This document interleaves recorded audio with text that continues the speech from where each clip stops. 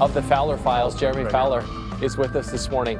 There's a lot of talk. Jeff Darlington mentioned it in the piece about a potential KC reunion with Tyreek Hill and Patrick Mahomes. How real of a possibility is that? It's not real, Randy, at least not yet. Because of the injury that he's got to go through a long rehab process. This could be a situation where he signs later in free agency. So the Chiefs have more priorities. Right now they've got to figure out Travis Kelce. Is he going to play a 14th NFL season? They've had some early talks on that. They need to improve the defensive line a little bit, and they need to address offensive playmakers whether they bring on Hill or not. They'll monitor his progress. Certainly it's a possibility that he could be back there. Some players want that to happen.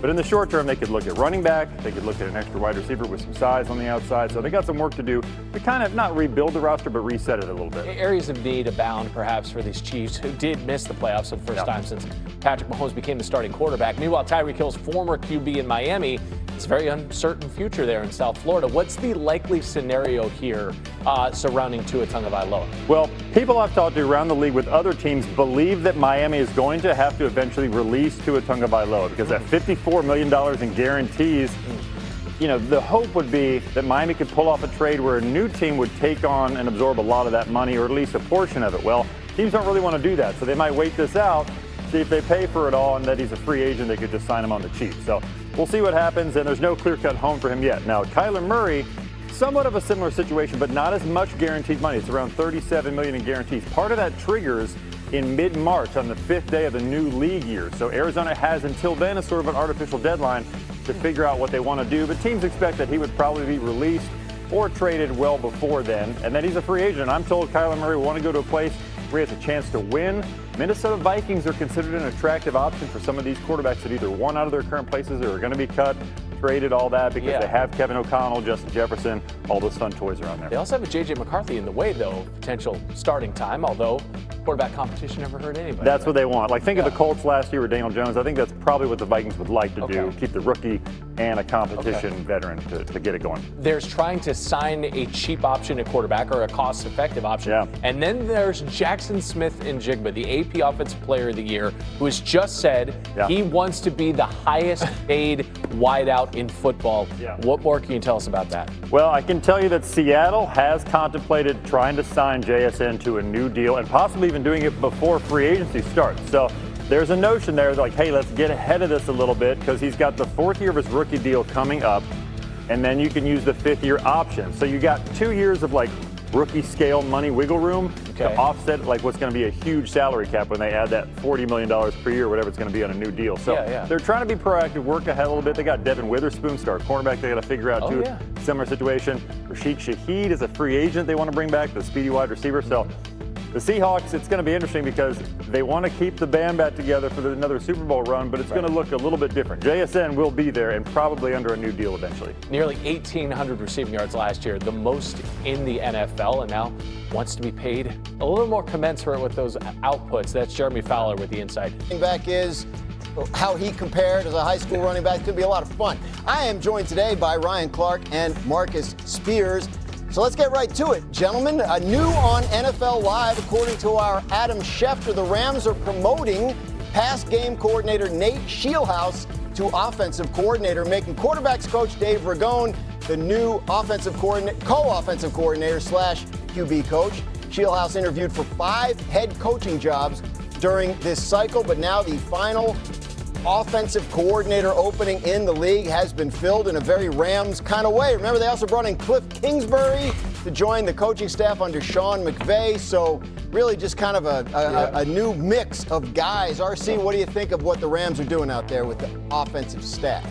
Well, I think the first thing I think is that Sean McVay makes it work no matter who it is. And we've seen so many of his assistants move up in Los Angeles and become head coaches. And Nate Scheelhaase, who had opportunities to interview for head coaching jobs, seems like the next up. He was the pass game coordinator last year, and we saw what they were able to do with Matthew Stafford and Puka Nacua, Devontae Adams, Tutu Atwell, and that group of tight ends. For me, it's also bringing in Cliff Kingsbury. Now you're collecting other great offensive minds, and for me, what that adds is an outside perspective on how other people see you, how they know your tips, your tendencies, and how you can now change from the perception that is had of you outside of the building. When someone can say to you, when we prepared for this offense, here is what our defensive staff told us.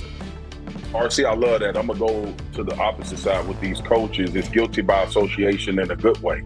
If you're Cliff Kingsbury, why wouldn't you want to come work for Sean McVay and see how a head coach with that tremendous amount of success has been able to sustain it?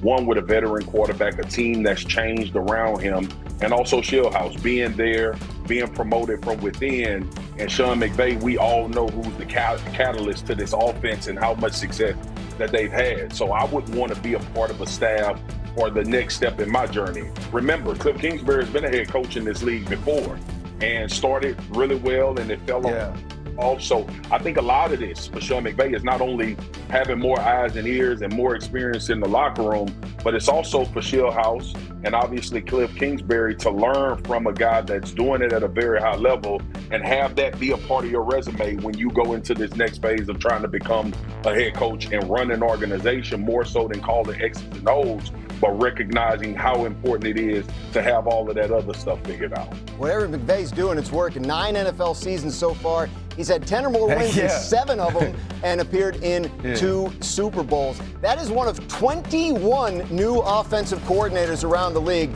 this offseason. Just a monster number. So we want to go through some of the new offensive coordinator quarterback pairings. In Seattle, they brought in Brian Fleury, who has been part of Kyle Shanahan's staff in San Francisco the last several years. Here's what he had to say about his plans for the Super Bowl champions offense. I do think one of the advantages of taking this job is there is going to be a lot of continuity. I've already started to dive into everything that Clint was doing here last year, and the goal would be to maintain as much of that as possible, but there's also areas where we can supplement that with things that we've developed and done in San Francisco under Kyle that Clint wasn't there for or maybe didn't implement as much. So it's that's going to be the goal, is to keep as much as we can the same, but I think there's definitely areas we can grow, some different ways we can challenge the players that they should be looking forward to when they get back here. Swagoo, you want to talk about high expectations. This is a team that just won the Super Bowl. How much pressure is on this guy? I think it's one of the most pressurized offensive coordinator jobs in the league. I would say the most if it wasn't for Philadelphia. But when you think about this, I love what Fleury said in his interview. He said, we are going to keep some of the things because it's really about committing to making sure that Sam Darnold keeps on this track of being a very high-level quarterback in this league. And there's nowhere to go outside of the Super Bowl but down. So why wouldn't you want to implement some of those very successful things that he's done? But he's also said, I want to put a little bit of my spin and bring some things and nuance to this offense. I think that was the perfect answer. If he would have came in, you, me, and RC, you, Graz, you, me, and RC would have been like, what the hell you mean you're going to change everything? We just watch y'all win a Super Bowl. We just watch y'all go toe-to-toe with the Los Angeles Rams in order to get to a Super Bowl from an offensive standpoint. But I think he made the right correlation and connection between becoming this new offensive coordinator, the progression of Sam Darnold, and also saying we can add some nuance to become even better than we were last year. And where you become better, Marcus, is the physicality in the run game. And I know that's going to sound crazy because of what we saw Kenneth Walker do down the stretch. But look at the way that this team changed as Kenneth Walker became a priority in this offense, that Kenneth Walker and the run game started to excel. And the one thing the San Francisco 49ers have consistently done is been creative and put the football in Christian McCaffrey's hands in so many different ways, especially in the run. So I'm looking forward to seeing what Brian Fleury can do with that aspect of this team, because one place they struggled during this season was in the red zone, and having a great run game can be the cure for a lot of those ails. Yeah, Seahawks just 21st in red zone efficiency this past season. They ran it in the red zone at the 5th highest rate, so that is an area where they'll look to improve. In Baltimore, new offensive coordinator is 29-year-old Declan Doyle. He's going to team up with quarterback Lamar Jackson. Doyle talked this week about his expectations for building a championship offense. We would expect him to be here and certainly he is volunteer. And so, but it's also, if you want to say that you're going to win a championship, you want to say that you have championship standards and those are your goals and your expectations. Certainly that's going to take work. That's going to take collaboration that's going to take the beginning of building the relationship.